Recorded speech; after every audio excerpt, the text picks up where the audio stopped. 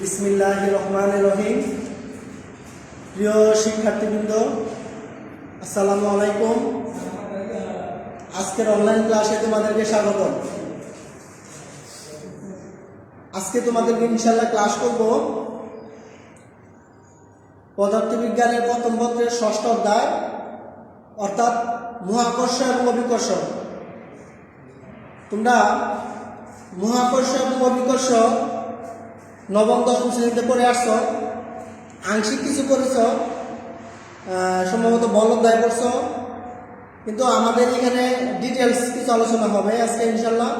আশা করব আমার সাথে তোমরা পুরো ক্লাস জুড়ে থাকবে। তো চলো শুরু করি আমরা আজকের ক্লাস, মহাকর্ষ এবং অভিকর্ষ।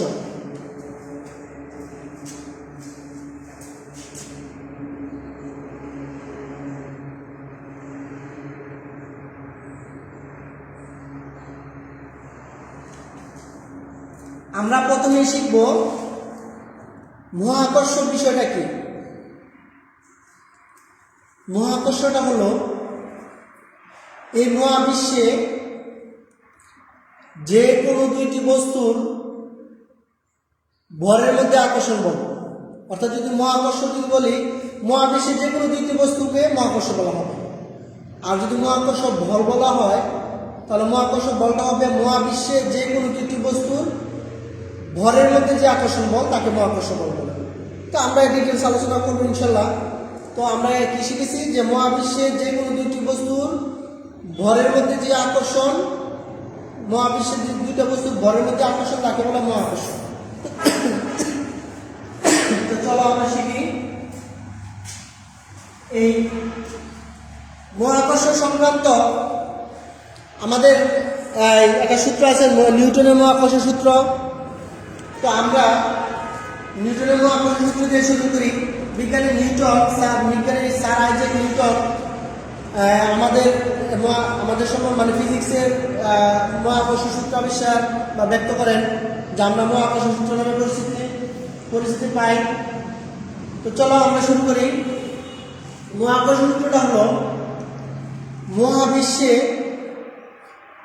যে কোনো দুইটি বস্তুর ভরের মধ্যে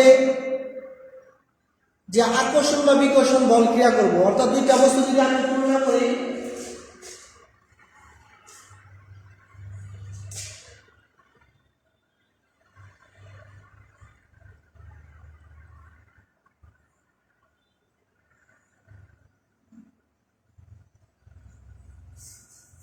লক্ষ্য করো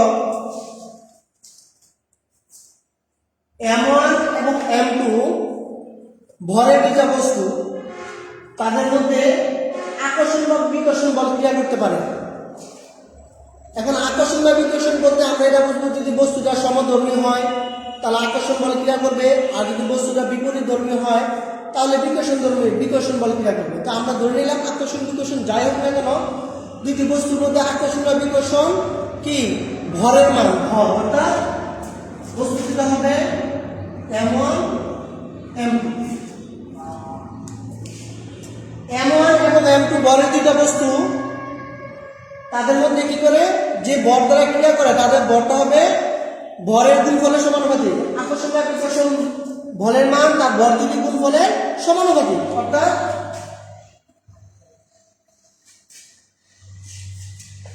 লক্ষ্য করো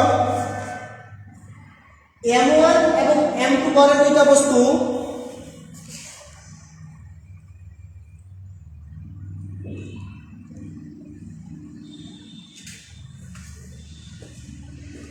M1 এবং M2 ভরের দুইটা বস্তু, তাদের মধ্যে যে ভরের মধ্যে কি করে আকর্ষণ বা বিকর্ষণ ভর ক্রিয়া করবে, আকর্ষণ বা বিকর্ষণ বল ক্রিয়া করবে, যে আকর্ষণ বা বিকর্ষণ বল ক্রিয়া করবে সেই বলের মান হবে তাদের কি ভরের গুণফলের সমানুপাতিক। আর আমরা 2 নম্বর সূত্র করেছিলাম দ্বিতীয় অংশ, যে তাদের মধ্যবর্তী দূরত্ব বর্গের ব্যস্তানুপাতিক।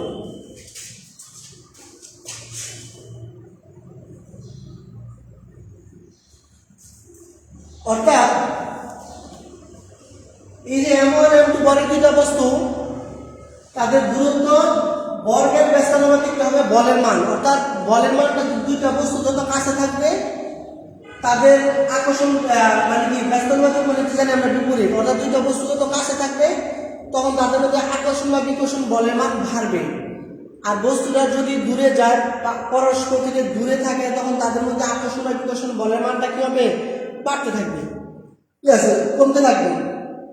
কাছে থাকলে আকর্ষণ বা বিকর্ষণ বলের মান বাড়বে, আর দূরে থাকলে আকর্ষণ বা বিকর্ষণ বলের মানটা কি করবে? কমতে থাকবে। তাহলে এটাকে আমরা দুই নং সমীকরণের মধ্যে প্রকাশ করি। আরেকটা বিষয় ছিল, সেটা হলো সংযোগ সরলরেখা বরাবর ক্রিয়া করব। সংযোগ সরলরেখা কোনটা?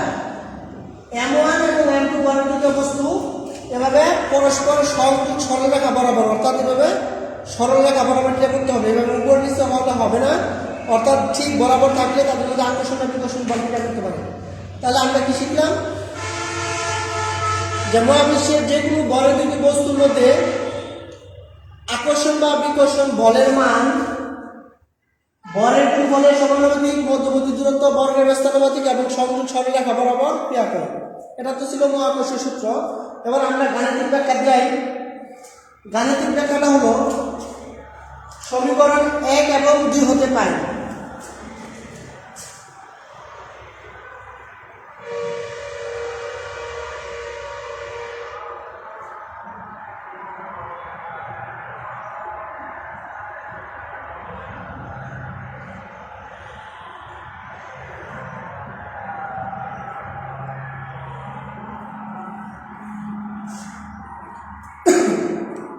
লক্ষ্য করো,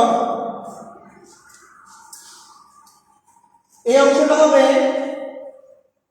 এখানে আমরা সমানুপাতিকের পরিবর্তে সমান সমান চিহ্ন দিলাম, আর একটা সমানুপাতিক ধ্রুবক দিলাম। সমানুপাতিক ধ্রুবকটা হলো জি, যার মান হবে মহাকর্ষীয় ধ্রুবক বলা হয়, এবং এর মান হচ্ছে 6.673 10^11 newton metre square per kg square.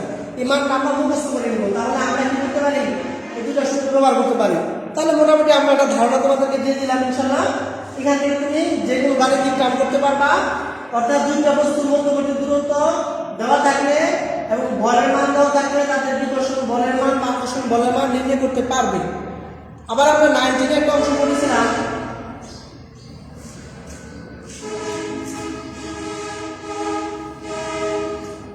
তুমি যদি গাণিতিকটা মানটা করো, যে আমরা পড়েছিলাম না যে দুইটা বস্তুর মধ্যবর্তী দূরত্ব দেওয়া আছে এবং কত দূরত্বে বিকর্ষণ বলের মান বা আকর্ষণ বলের মান শূন্য হবে, এমন প্রশ্ন যদি থাকে তখন তুমি কি করবা?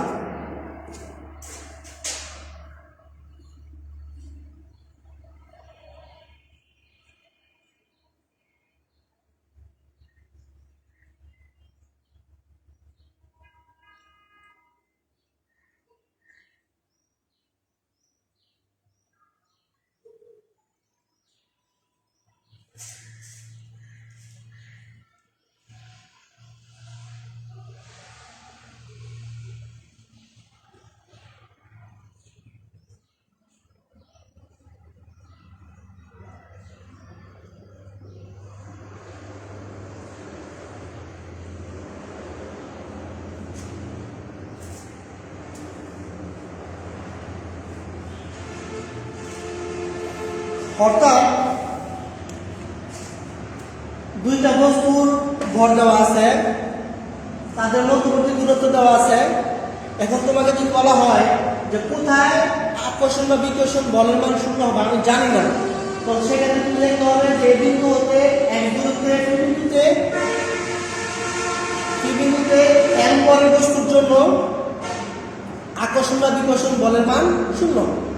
এ কথা লিখবা, তারপর লিখতে হবে সুতরাং এ বিন্দু হতে আকর্ষণ পি বিন্দুতে, এ বিন্দুর সাপেক্ষে পি বিন্দুতে পি এক দূরত্বে আকর্ষণ বলের মান বা বিকর্ষণ বলের মান F1 সমান জি m1 m বাই এর মধ্যবর্তী ডিসটেন্স হলো x স্কয়ার লিখলাম।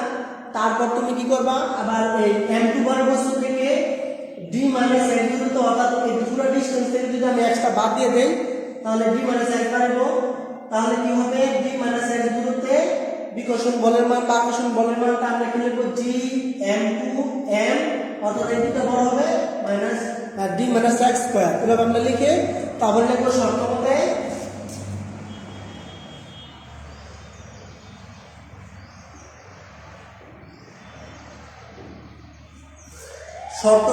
F1 minus F2 f1 সমান f2 লিখে আমরা কি করতে পারি, সেক্ষেত্রে আমরা ব্যালেন্স করে x এর মানটা বের করতে পারি। আশা করি আমার প্রশ্নটা তোমরা বুঝতে পেরেছো। এবার চলো আমরা আমাদের আজকের ক্লাসের পরের অংশ চলে যাই।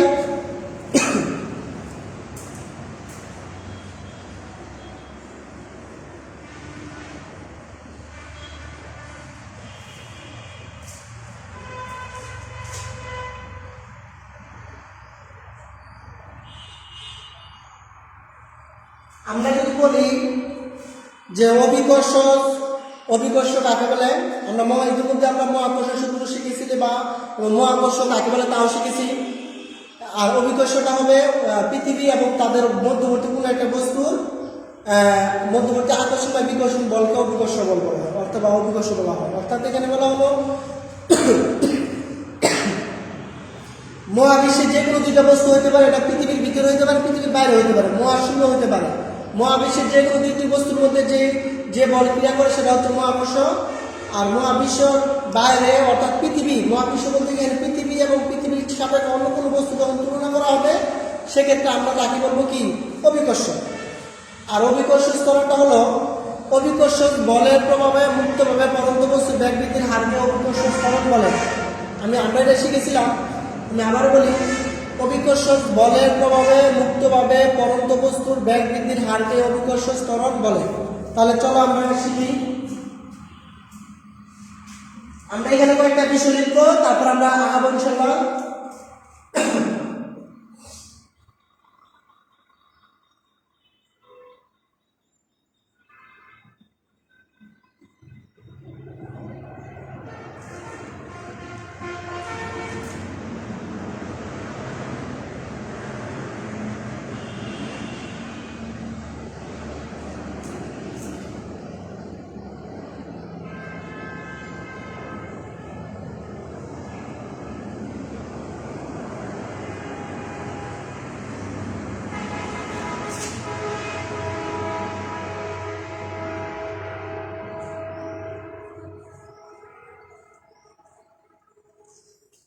তোমরা লক্ষ্য করো, আমরা কয়েকটা বিষয় লিখলাম। পৃথিবীর বল লিখলাম বড় হাতের M। পৃথিবীর ভিতরে কোনো বস্তু যত বলা হয়েছে অভিকর্ষ, তাহলে পৃথিবীর ভিতরে কোনো বস্তুর ভর হচ্ছে ছোট হাতের M বা ক্যাপিটাল M। পৃথিবীর ব্যাসার্ধ বড় হাতের R, মহাকর্ষ ধ্রুবক কি, বড় হাতের G। ফলে নিউটনের মহাকর্ষ বলের সূত্র থেকে পাই। বলের সূত্রটা কি ছিল, F সমান G m1 m2/d²।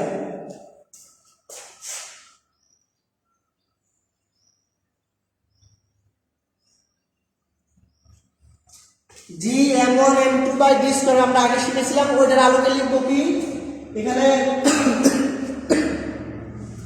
দুইটা m দেওয়া হয়েছিল। দুইটা m এর মধ্যে আমরা একটা m ধরলাম পৃথিবীর বল, আর একটা m ধরলাম বস্তুর বল, আর তাদের মধ্যবর্তী ডিসটেন্স এখানে ছিল d, আর এখানে ডিসটেন্স হবে কি, r।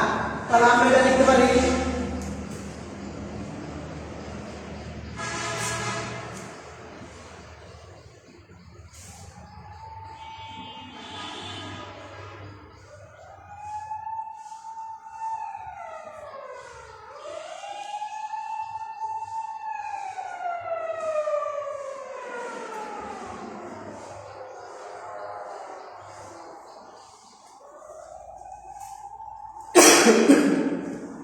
লক্ষ্য করো,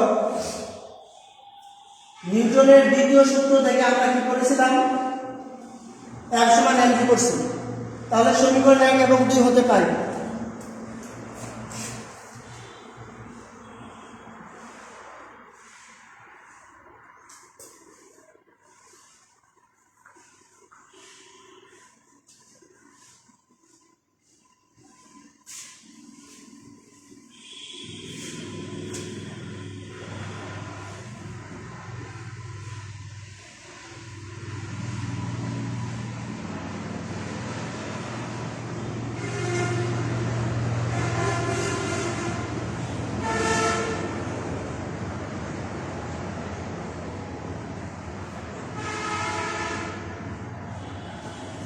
এখানে লক্ষ্য করো, এই পাশে ছোট হাতের M, এই পাশে ছোট হাতের M কাটা গেলে এখানে G থাকে, G সমান GM/r স্কয়ার, অর্থাৎ আমরা অভিকর্ষ ত্বরণের একটা সমীকরণ বের করলাম।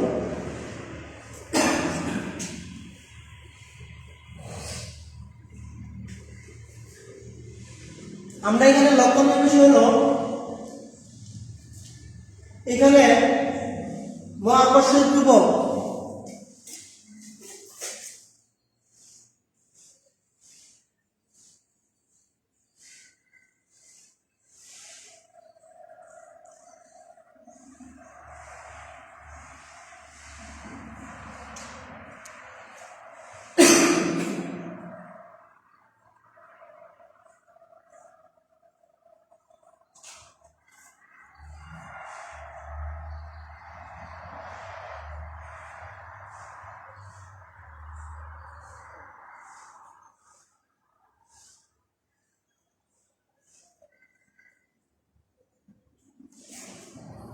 তোমরা লক্ষ্য করো আমার এইখানে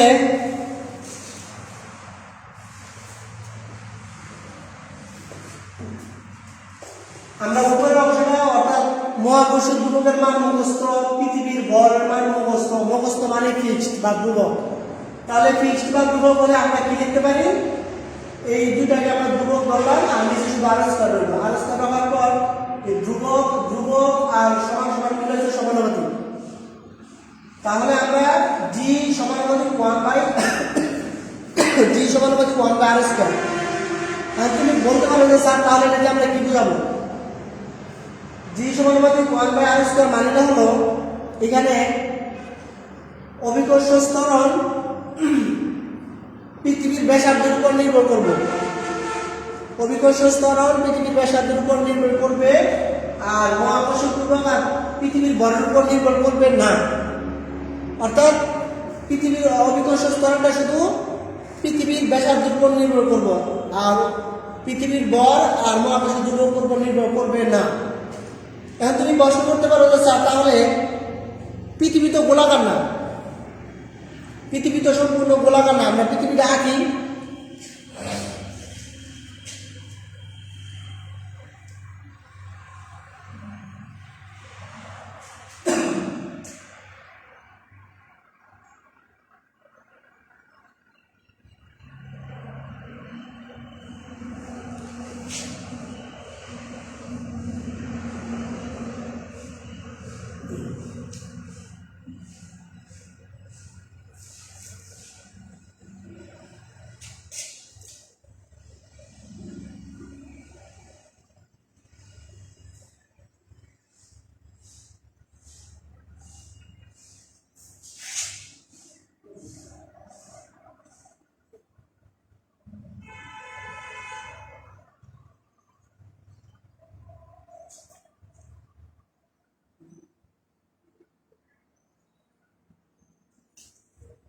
তাহলে আমরা ইতিমধ্যে আমি কিছুক্ষণ আগে বলেছিলাম যেহেতু পৃথিবী সম্পূর্ণ গোলাকার না, প্রশ্নের লক্ষ্য করো পৃথিবী যেহেতু সম্পূর্ণ গোলাকার না তাহলে কি হলো, তাহলে পৃথিবীর ব্যাসার্ধ অভিকর্ষ ত্বরণের উপর নির্ভর করবে। এখানে ব্যাসার্ধের মান যদি বড় হয় অভিকর্ষ ত্বরণের মান কম হবে, অর্থাৎ পৃথিবীর যে প্রান্ত থেকে ব্যাসার্ধটা আমরা যদি লক্ষ্য করো পৃথিবীর সেন্টার থেকে যখন মেরু অঞ্চলের দিকে অর্থাৎ উত্তর দিকে যাবা, উত্তর দিকে গেলে এখানে ব্যাসার্ধের মান কম, অর্থাৎ এখানে ব্যাসার্ধের মান কম। বিশুদ্ধ অঞ্চলে অর্থাৎ পশ্চিম অথবা পূর্ব দিকে গেলে বিশুদ্ধ অঞ্চলে তোমার ব্যাসার্ধের মান বেশি। তো সেক্ষেত্রে দাঁড়ালো যে মেরু অঞ্চলে যেহেতু পৃথিবীর ব্যাসার্ধের মান কম সেখানে জি এর মান সবচেয়ে বেশি, আর বিশুদ্ধ অঞ্চলে পৃথিবীর ব্যাসার্ধের মান বেশি, সেখানে জি এর মান হবে সবচেয়ে কম। তাহলে আমরা মোটামুটি একটা ধারণা দিতে পারলাম। আর আরেকটা বিষয় হলো যে সমুদ্র পৃষ্ঠ হতে 45 ডিগ্রি কোণে অক্ষাংশে জি এর মান আদর্শ মান ধরা হয়। সমুদ্র পৃষ্ঠ হতে 45 ডিগ্রি কোণে জি এর যে মানটা পাওয়া যাবে সেটাকে জি এর আদর্শ মান বলা হয়। তাহলে আমরা মোটামুটি একটা তোমাদেরকে কি জি এর মানের একটা ধারণা দিতে পারলাম।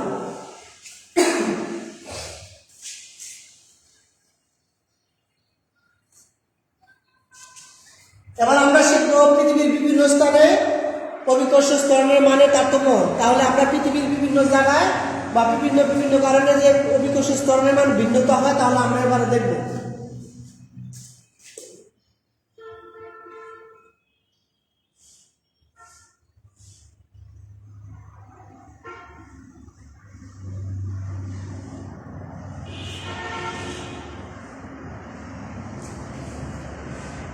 লক্ষ্য করো, আমরা প্রথমে লিখছি উচ্চতার কারণে পৃথিবী অভিকর্ষ ত্বরণের মান যে ভিন্নতা হয় আর আমরা দেখব।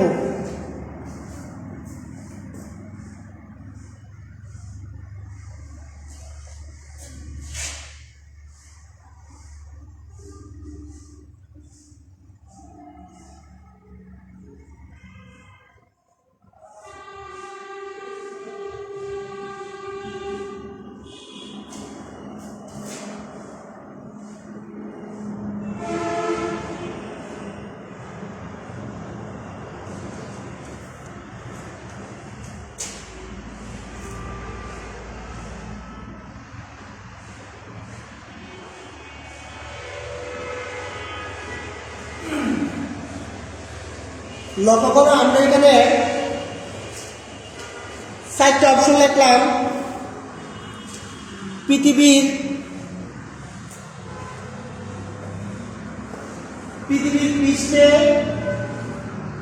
পৃষ্ঠ হতে এস উচ্চতায়, পৃথিবীর পৃষ্ঠ হতে এস গভীরতায় এবং পৃথিবীর কেন্দ্রে জি এর মানে যে তারতম্য হয়, তাহলে তা আমরা কি করবো, এখন দেখবো যে মানটা কতটুকু পরিবর্তন হয়। লক্ষ্য করো,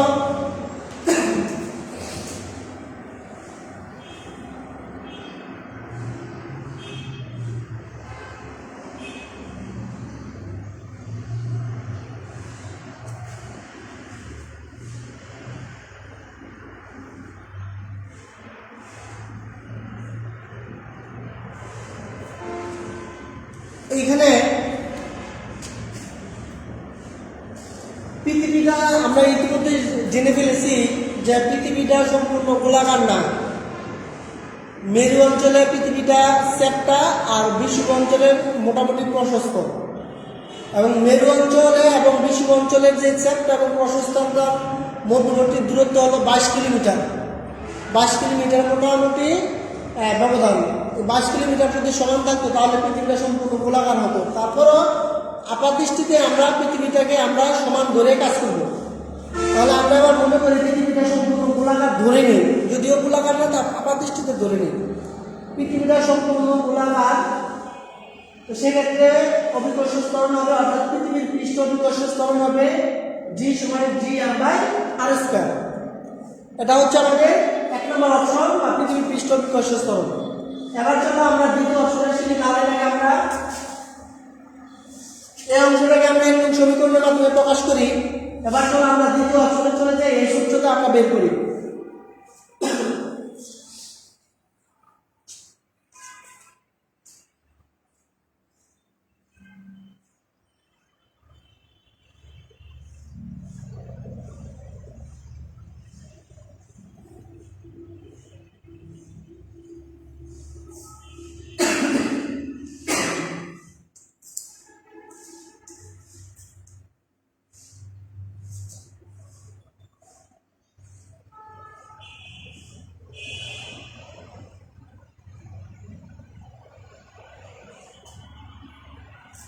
তোমরা লক্ষ্য করো,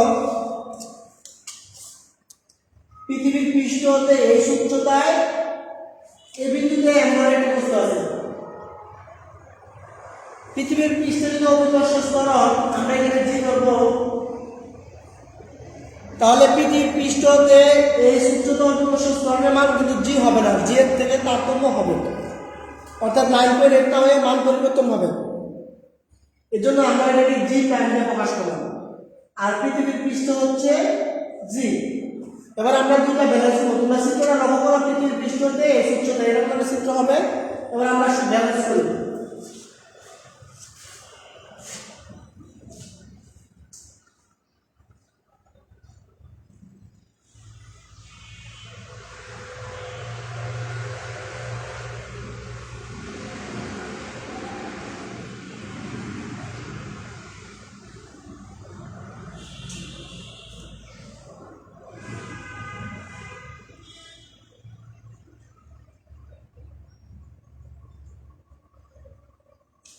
লক্ষ্য করো আমরা 2 নং সমীকরণকে 1 নং সমীকরণে ভাগ করলাম, অর্থাৎ এটা ভাগ এটা আর তারপরে এটা ভাগ হবে এটা, অর্থাৎ আমি এটাকে কি করলাম একবারে উল্টে দিলাম আমাদের সুবিধার জন্য।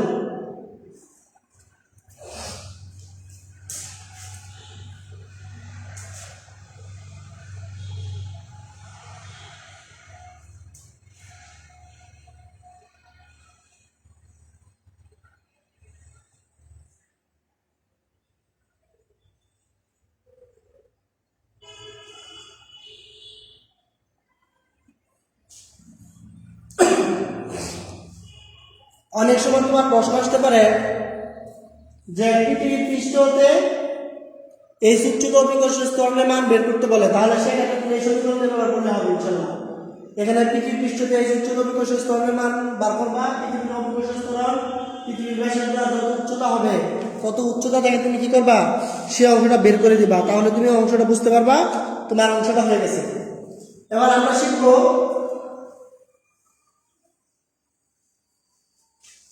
পৃথিবীর পৃষ্ঠ হতে এইচ গভীরতা। আমরা চিত্রটা লক্ষ্য করি,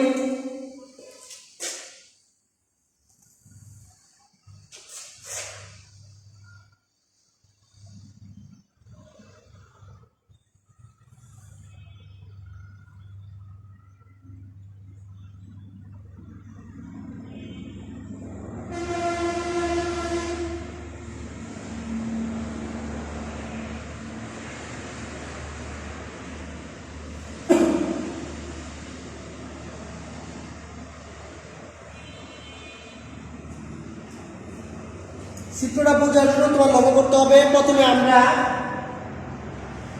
বাইরের যে আবরণটা দেখতেছে সেই আবরণটা হচ্ছে পৃথিবী।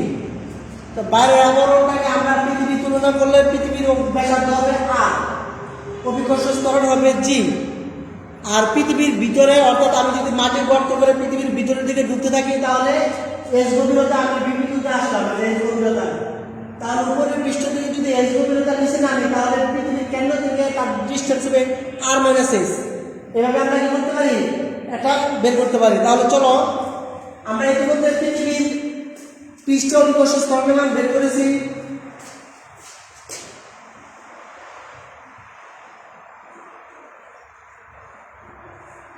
পৃথিবীর পৃষ্ঠ অভিকর্ষ স্তরণের মান এটা বের করেছি জি সমান dm বাই r স্কয়ার। আর পৃথিবীর পৃষ্ঠে এস গভীরতা যখন বের করবো তখন আমাদের সংখ্যা হবে এরকম জি প্রাইম সমান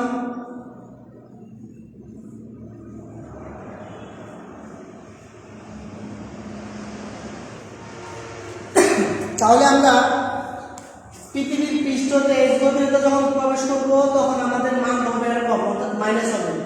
এবার আমরা 2 নম্বরে একদম আগের মতন ভাগ করি।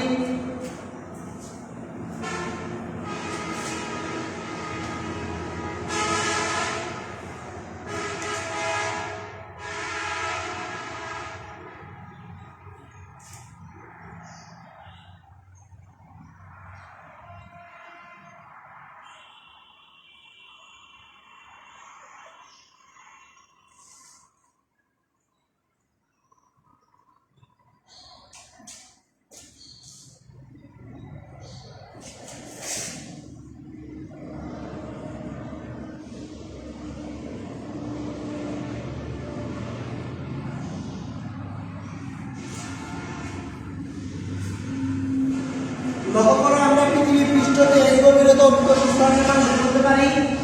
তাহলে এখানে জি প্রাইম সমান জি, আর বাকি সব তো আমরা বুঝছি, আমরা পারবো। এবার চলো আমরা করবো পৃথিবীর কেন্দ্র অভিকর্ষ স্তরণের মান।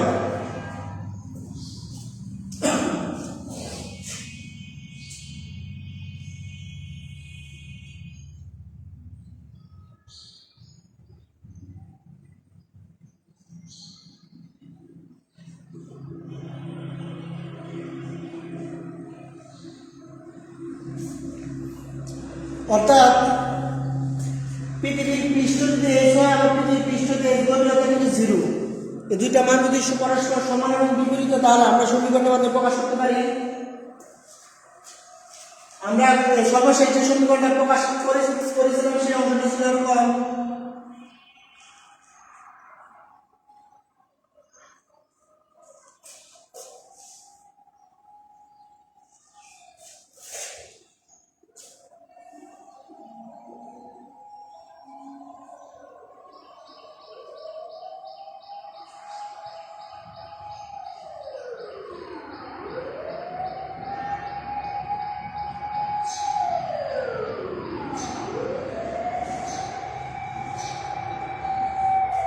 অর্থাৎ ব্যাসার্ধ এবং উচ্চতার মান যদি সমান হয়, ব্যাসার্ধ এবং উচ্চতার মান সমান হলে আমরা কি করতে পারি, সেক্ষেত্রে অভিকর্ষ স্তম্ভের মান হয় 0। তাহলে আমরা মোটামুটি বের করতে পারলাম পৃথিবীর পৃষ্ঠদেশ উচ্চতায়, পৃথিবীর পৃষ্ঠদেশ গভীরতায় এবং পৃথিবীর পৃষ্ঠে এবং পৃথিবীর কেন্দ্রে অভিকর্ষ স্তম্ভের মান আমরা বিভিন্ন মানের পরিবর্তন লক্ষ্য করলাম। তাছাড়া আমাদের এখানে আণবিক প্রতিক্রিয়া আছে, বার্ষিক প্রতিক্রিয়া আছে, পৃথিবীর নিজ অক্ষের ঘূর্ণনের ক্রিয়া আছে, এগুলো তোমরা বাসা দেখে নিও। তো মোটামুটি আজকে ক্লাসটা যারা করছো তোমাদেরকে ধন্যবাদ, আর যারা ক্লাসটা দেখবা তাদেরকেও ধন্যবাদ। সবাই ভালো থাকো, সুস্থ থাকো, আল্লাহ হাফেজ, আসসালামু আলাইকুম।